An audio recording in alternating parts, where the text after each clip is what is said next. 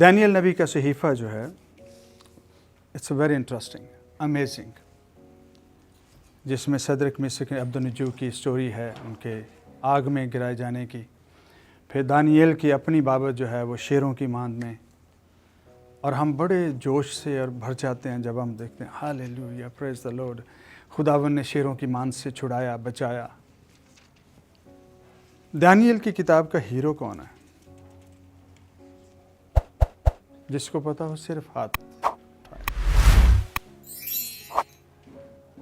دانیل کی کتاب کا ہیرو کون ہے؟ دانیل، آپ اتفاق کرتے ہیں؟ اچھا، ٹھیک ہے۔ کسی کی بابت زیادہ لکھے جانے کا مطلب یہ نہیں ہے کہ اس کتاب کا جو سینٹر ہے یا اس کتاب کا جو ہیرو ہے وہ دانیل ہے۔ یہ کتاب خدا کی اپنی قدرت اور اپنی ذات کے گرد گھومتی ہے، ٹھیک ہے؟ کیوں؟ کیونکہ اس میں سارے کام جو ہیں خدا خود کر رہا ہے اور خود انوالو ہے۔ اس کا ماسٹر آرکیٹیکٹ جو ہے وہ خدا خود ہے، کوئی دوسرا شخص نہیں ہے۔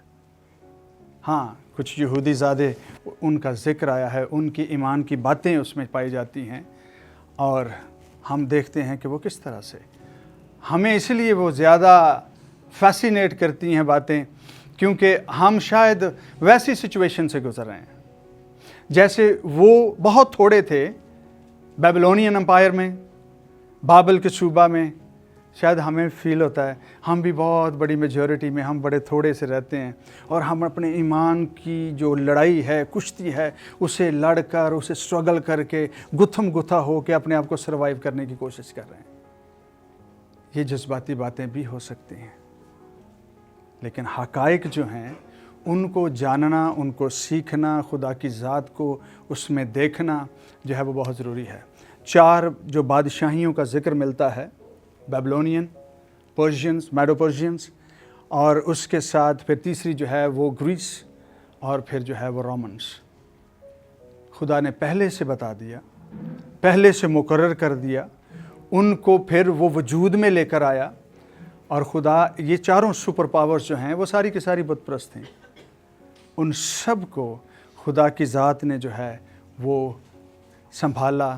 اور یہ بات جو ہے وہ دانیل نبی کے صحیفے میں پہلا بادشاہ اور اس کے بعد میڈو پرشینز نے اس بات کو تحریر کیا، اور بابل کے اور اس کے بعد شاہ فارس خورس یا مادیوں اور فارسیوں کی حکومت کے سارے صوبوں میں انہوں نے اس بات کا نامہ بھیجا کہ اسرائیل کا خدا ہی خدا ہے اور وہ انسان کی مملکت میں حکمرانی کرتا ہے۔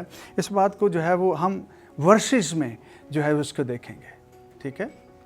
تو جب ہم سیکھ رہے ہوتے ہیں ہم مسٹیکس بھی کرتے ہیں، ہماری اوپینینز غلط بھی ہو جاتی ہیں، اس لیے جب آپ ریسرچ کریں کبھی اس بات سے شرمائیں نہیں کہ مجھ سے مسٹیک ہوگی تو پتہ نہیں جانے کیا ہو جائے گا۔ ریسرچرز بہت بڑا کام کرتے ہیں، ان کے کام کو لوگ پھر تھوڑا جو ہے اپنے مقصد کے لیے استعمال کرتے ہیں۔ تو جو ریسرچ کرنے والا ہے اس کی محنت لوگ تھوڑے اس کے ایکسٹریکٹس یا لے کے اپنے لیے استعمال کرتے ہیں۔ آپ جب کبھی ریسرچ کریں، ہو سکتا ہے ایک دفعہ جب ایکسپلین کریں تو آپ کو لگے ٹھیک ہے یہی فائنل ہے، 2-4 مہینے کے بعد آپ کو لگے نہیں میں غلطی کر بیٹھا ہوں، یہ بات ایسے نہیں تھی، اس کی کریکشن کریے، اس کی کریکشن کر سکتے ہیں آپ۔ کیوں؟ کبھی خادم، میں اس کو اس لیے سے یہ گراؤنڈ بنا رہا ہوں تاکہ آپ کو اندازہ ہو کہ خادم جب بھی کوئی جو ہے وہ ریولیشن جو ہے ایکسپلین کرتا ہے تو سم ٹائمز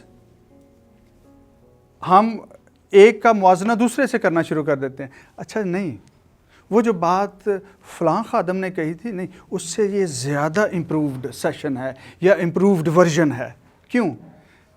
اس کا مطلب یہ نہیں کہ اس نے غلط کہا تھا، اس نے جو کہا اس نے اپنے وقت کا مکاشفہ کہا جو اس کو ملا، جو بعد میں جو شخص آیا اس نے جو ایکسپلین کیا اس نے اپنے وقت کا مکاشفہ جو ہے وہ آپ کو دیا۔ اس طرح سے مکاشفاؤں کی اور ریولیشنز کی جو ریویل ہونا یا ان کا ظاہر ہونا جو ہے اس میں امپروومنٹ ہوتی رہتی ہے. کوئی خادم کسی سے بڑا یا چھوٹا نہیں ہوتا. اپنا اپنا ورژن جتنی ان کو سمجھ ہوتی ہے اس کے مطابق وہ کام کرتے ہیں. Turning back to the book of Daniel. دانیل نبی کی کتاب جو ہے 600 لگ بھگ 600 BC کا عرصہ جو ہے اس میں یہ کتاب جو ہے یہ واقعات ہوئے. کون سے سال میں؟ 600 BC قبل از مسیح میں. تب یہ سارے کے سارے واقعات ہوئے اور اس کے کتاب کے 2 حصے تھے. پہلا وہ حصہ جو دانیل کی بابت وہاں کے درباریوں نے لکھا تھا. بادشاہ کے پاس بیٹھے ہوئے جو روز نامچہ لکھتے تھے انہوں نے لکھا تھا. اور جو دوسرا حصہ ہے پہلے باب سے لے کر 6 باب تک جو ہے وہ درباریوں کی رائٹنگ ہے. دوسرا جو حصہ ہے وہ 7ویں باب سے لے کر 12ویں تک وہ دانیل نے خود لکھا، کیونکہ اس نے 7ویں باب میں جو بات لکھی اس نے کہا کہ میں دانیل نے یہ رویا سو اینڈ سو بادشاہ کے سو اینڈ سو برس میں نے اسے دیکھا، اور اس نے پھر اسے قلم بند کیا. اس کے کتنے حصے ہوئے؟ 2. پہلا جو ہے وہ کن لوگوں نے لکھا؟ درباریوں نے لکھا یا پھر بیبلونینز نے لکھا جو اس وقت بادشاہ کے ساتھ موجود تھے.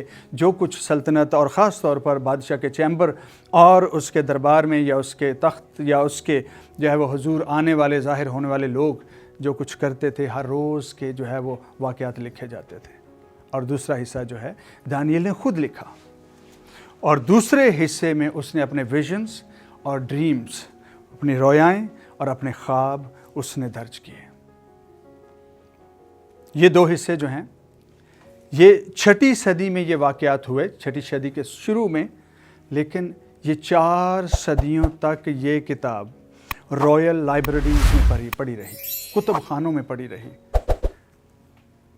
4 صدیوں تک اس پر کسی نے کوئی نظر ثانی نہیں کی، کبھی کسی نے کھول کے بھی شاید نہ دیکھا ہو، اور اگر دیکھا بھی ہے تو یہ irrelevant تھا ان کے لیے.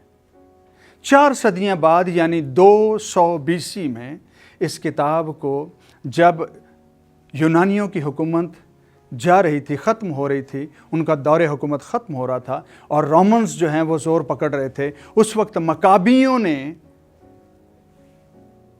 رومنز کی مدد کی اور یونانیوں کو شکست دی، اور یوں جو ہے یہ حکومت قائم بھی ہوئی. اور اس وقت مکابین یا مکابیوں کا جو دور تھا اس میں یہودیوں کی ریچ یونانیوں کے کتب خانوں تک ہوئی.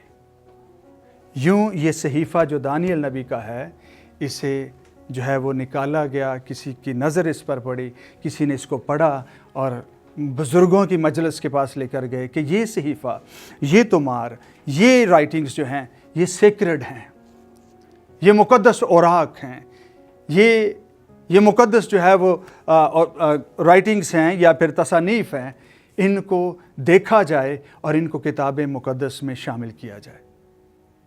اس وقت جب کتاب مقدس کی بات کی جاتی تھی تو اس میں گاسپلز اور خطوط شامل نہیں تھے. اس کو کتاب مقدس میں یعنی پرانے عہد نامے میں شامل کیا جائے. یہ بڑی ایمان افروز بات ہے، اور غیر قوموں میں رہتے ہوئے کس طرح سے ہمارا خدا جو ہے وہ ہر جگہ پر اس نے انٹروین کیا، وہ فاتح ہوا اور یوں اس کا جلال ظاہر ہوا. اور یہ کتاب جو ہے دوسری 200 جو ہے وہ BC میں یا دوسری صدی BC میں جو ہے اس کو پرانے عہد نامے کا حصہ بنایا گیا.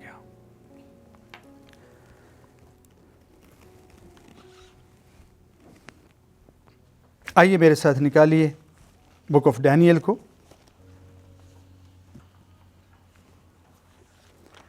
اوور آل اس کتاب کو دانیل ہی کے نام سے منسوب کیا جاتا ہے، کیونکہ جب دانیل کا نام لے کر لکھا جاتا ہے کہ تب دانیل نے یہ کہا، جب دانیل یہاں گیا، اس کا مطلب ہے کہ کوئی دوسرا شخص دانیل کی کہانی لکھ رہا ہے.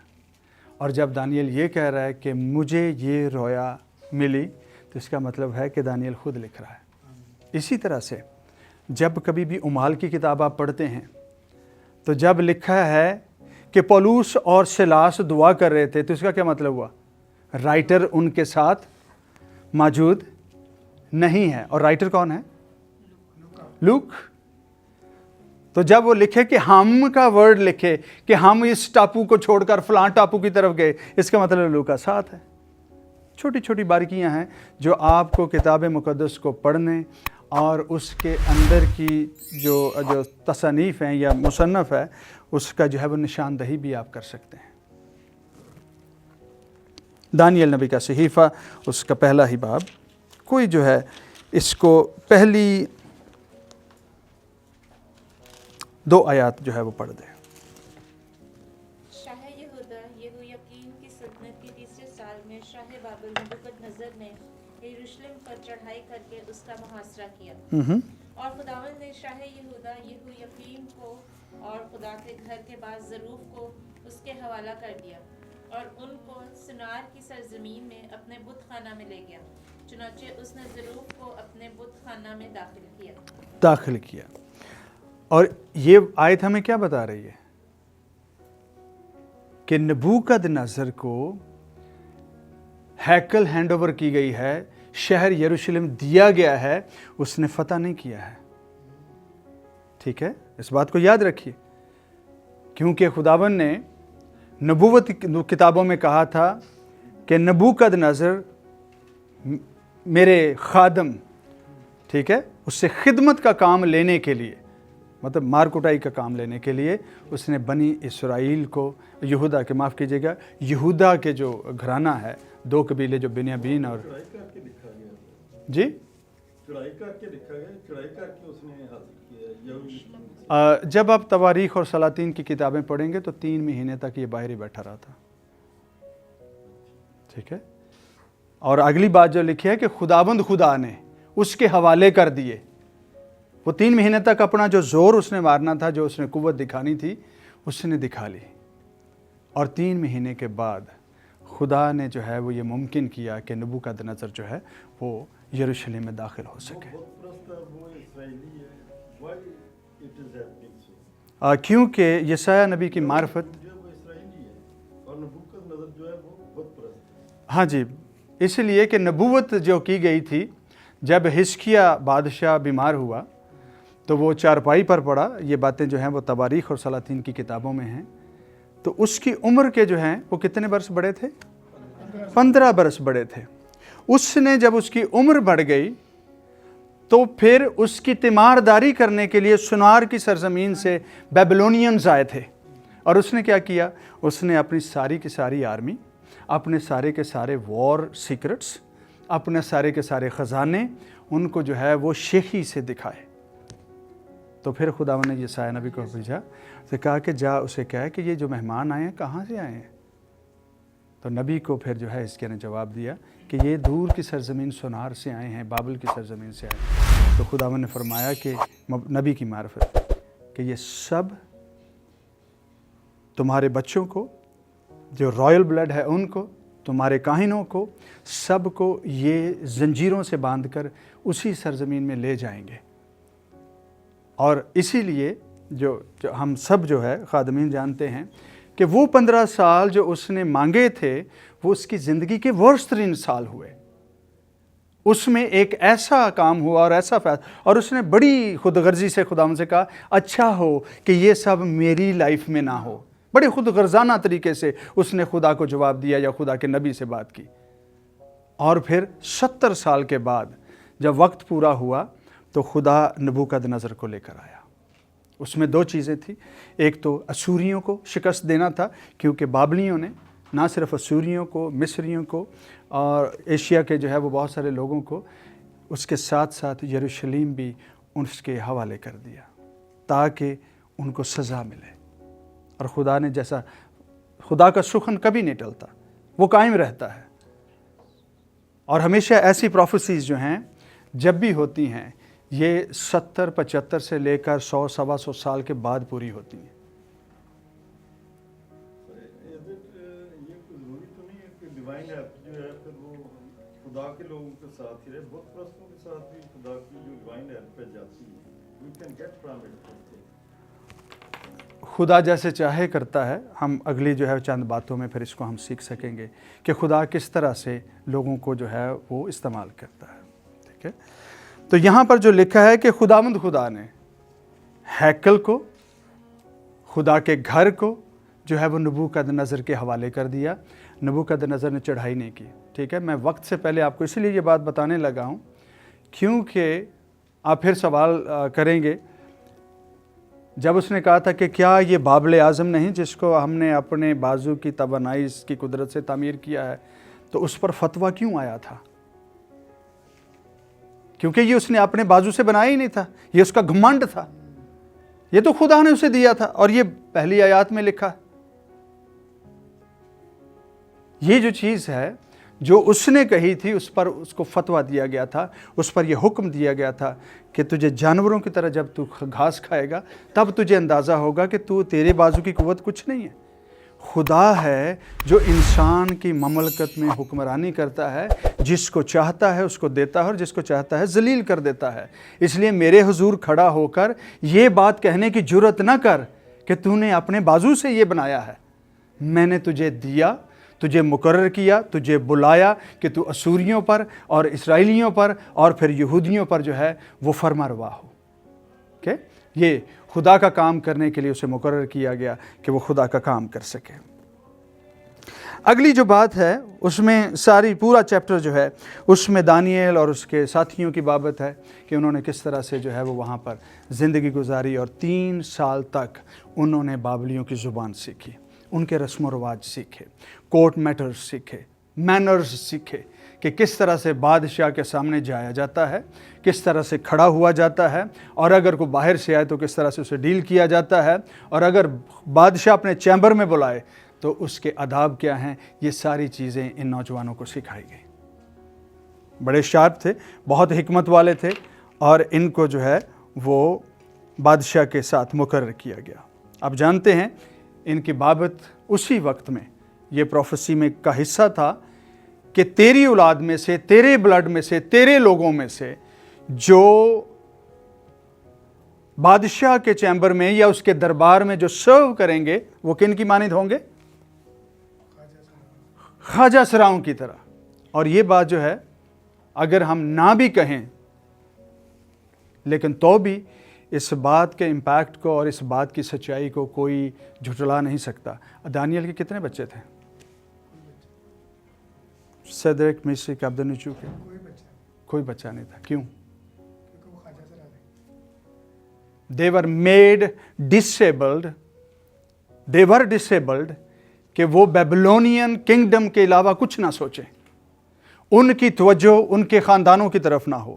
ان کی ذہنی قوت، ان کی جسمانی قوت جو ہے دونوں کی دونوں بابلیوں کو سرو کرنے کے لیے ہوں اور وہ خواجہ سراؤں کی طرح وہاں پر کام کریں.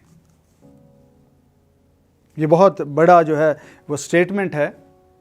اگر کبھی کوئی دوسرا خادم اگر اسے غلط بھی کہے تو ضروری نہیں کہ آپ اس کو جو ہے وہ اس پر ریزسٹ کریں، کیونکہ ہو سکتا ہے کسی اور کے پاس کوئی اور بھی لاجک ہو سکتا ہے، لیکن پروفیسیز جو ہیں وہ یہی کہتی ہیں. ان کے نام بھی بدلے گئے، دانیال کے، میشائیل کے اور حنانیہ کے، ان سب کے نام جو ہیں وہ بدلے گئے اور ان کو دانیال، شدرک، میشک اور عبدنجو کا نام دیا گیا. اور یہ چاروں کے چاروں جو ہے وہ بابلیوں کے دیوتا تھے جن کے ناموں پر ان کی جو ہے ان کے نام رکھے گئے. اور یہاں پر غلامی کسی بھی قسم کی ہو انسان کی پہچان چھین لیتی ہے، انسان کو جو ہے وہ بالکل ختم کر دیتی ہے. اس کا نام، اس کی پہچان، اس کی ذات، اس کا قبیلہ، اس کے لوگ، وہ کون ہے، کہاں سے آیا ہے، سب کچھ چھین لیتی ہے. دانیال کے ساتھ جانے والے تو شاید جانتے ہوں گے، لیکن وہاں پیدا ہونے والے لوگ کب جانتے ہوں گے کہ یہ کہاں سے یہ غلام لائے گئے ہیں، کیونکہ ان کے اپنے کوئی یہودی نام بھی نہ تھے، ان کی اپنی پہچان بھی نہ تھی. جب انسان گناہ کا غلام بنتا ہے، اپنے آپ کو گناہ کے ہاتھوں میں بیچتا ہے، تو اس کی پہچان کیا ہوتی ہے؟ گناہگار کی، ایک سنر کسی کی جو ہے وہ پہچان جو ہے وہ ایک اڈلٹرر کی ہوتی ہے. جب کوئی شخص گناہ کا غلام بنتا ہے تو اس کی اپنی کوئی پہچان نہیں ہے، کیونکہ وہ گناہ کا غلام ہے. और गुनाह जो चाहता है और गुनाह का मूजिद जो चाहता है वो उससे करवाता है, क्योंकि वो गुलाम है। यूं इन नौजवानों की अपनी पहचान जो है वो खुदा के कलाम के मुताबिक जो है वो ख़त्म हो गई।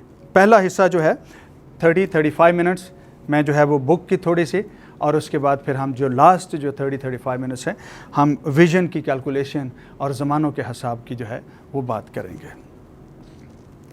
दूसरे बाब पर चलते हैं। वहाँ पर लिखा है, और नबूकदनज़र ने अपनी सल्तनत के दूसरे साल में ऐसे ख्वाब देखे जिनसे उसका दिल घबरा गया और उसकी नींद जाती रही, और उसने नजूमियों और जादूगरों और कसदियों को बुलाए, कहा कि बुलाएंगे और बादशाह के ख्वाब उसे बताएं। चुनाचे वो आए और बादशाह के हुजूर खड़े हुए, और बादशाह ने उनसे कहा कि मैंने एक ख्वाब देखा है और उस ख्वाब को दरियाफ्त करने के लिए मेरी जान बेताब है।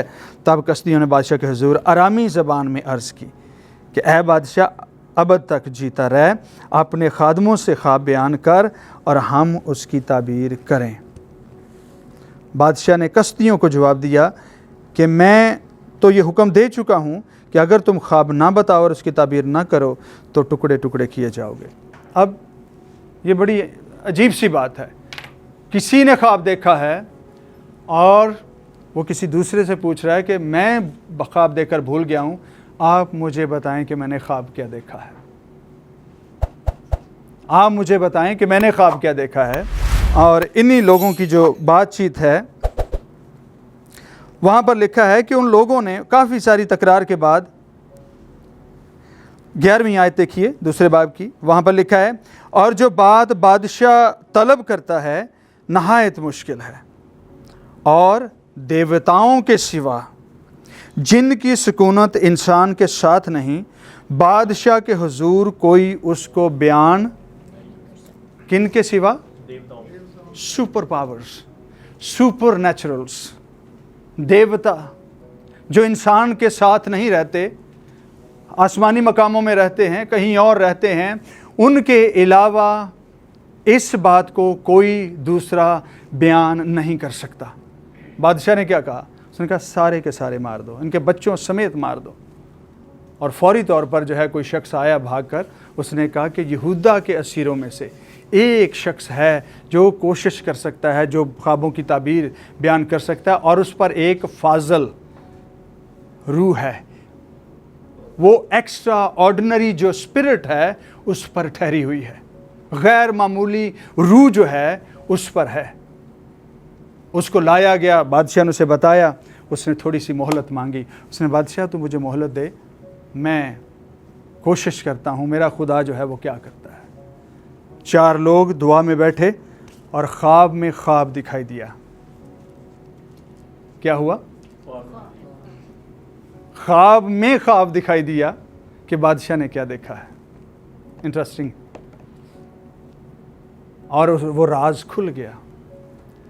जब वो राज खुला तो बादशाह को उसने बताया, और वो 4 बादशाहियों की बाबत था जो आइंदा ज़मानों में होने वाली थी। एक मौजूद थी और 3 जो है वो आने वाली थी। और वो कौन कौन सी थी मैंने अभी थोड़ी देर पहले बताया।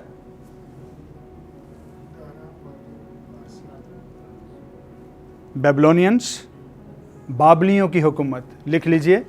ये वो पिक्चर है जिसमें सर सोने का, सीना और बाजू चांदी के, पेट और रानें जो हैं वो पीतल की, और टांगों घुटनों से नीचे जो है वो लोहा, और फिर पाँव जो हैं कुछ लोहे के और कुछ मिट्टी के। ये ख्वाब उसने देखा था। मैं इसको ओवरव्यू इसलिए कर रहा हूँ, अगर आपको दिलचस्प लगे तो घर जाके ज़रूर पढ़िएगा और फिर से इसको रिविज़िट करें और जानें कि खुदा कैसा बड़ा कादिर है जो इंसान के साथ काम करता है।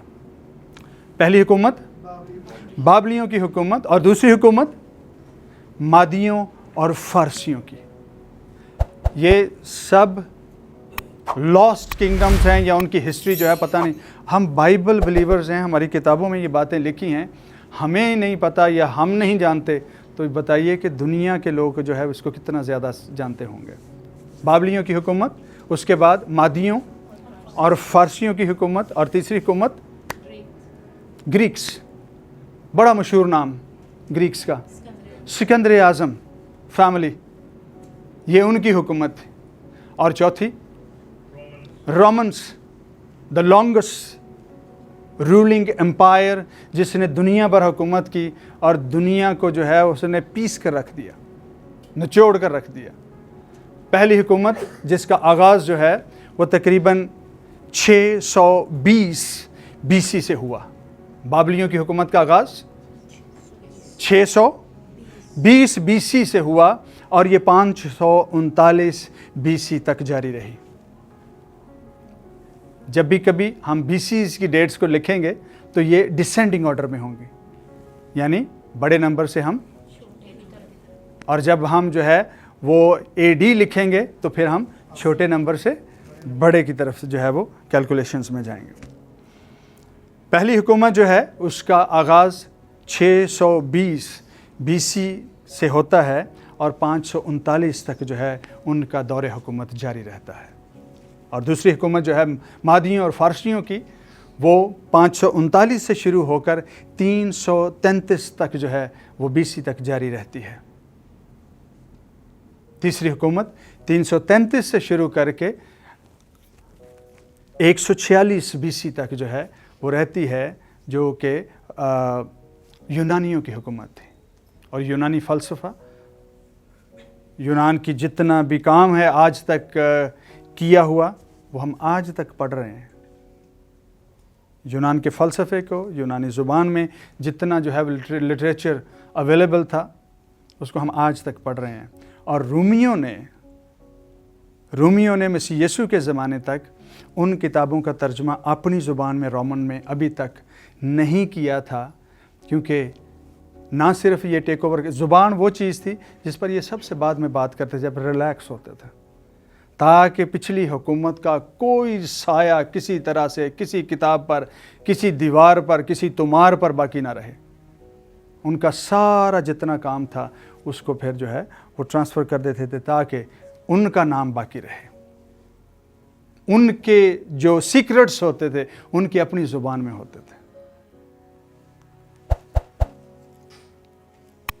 नबूकदनेस्सर ने अपने ख्वाब को सुना, उसकी ताबीर को सुना।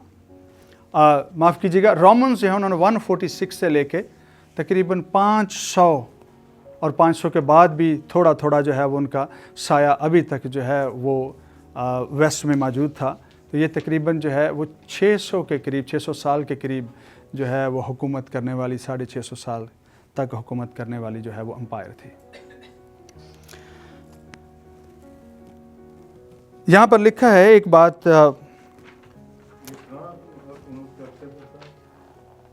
जी, ये हुकूमत कहाँ पे करते थे? सारे जो पीरियड्स हैं ये किसी खास इलाके में या अपने बाबलियों की जो हुकूमत है वो दजला और फरात जो है उसके किनारे पर मौजूद बाबल का शहर, स्टेट कैपिटल, या कह लीजिए कि उनके दारुल हुकूमत से ही उनकी जो है वो हुकूमत एक्सपेंड होती थी।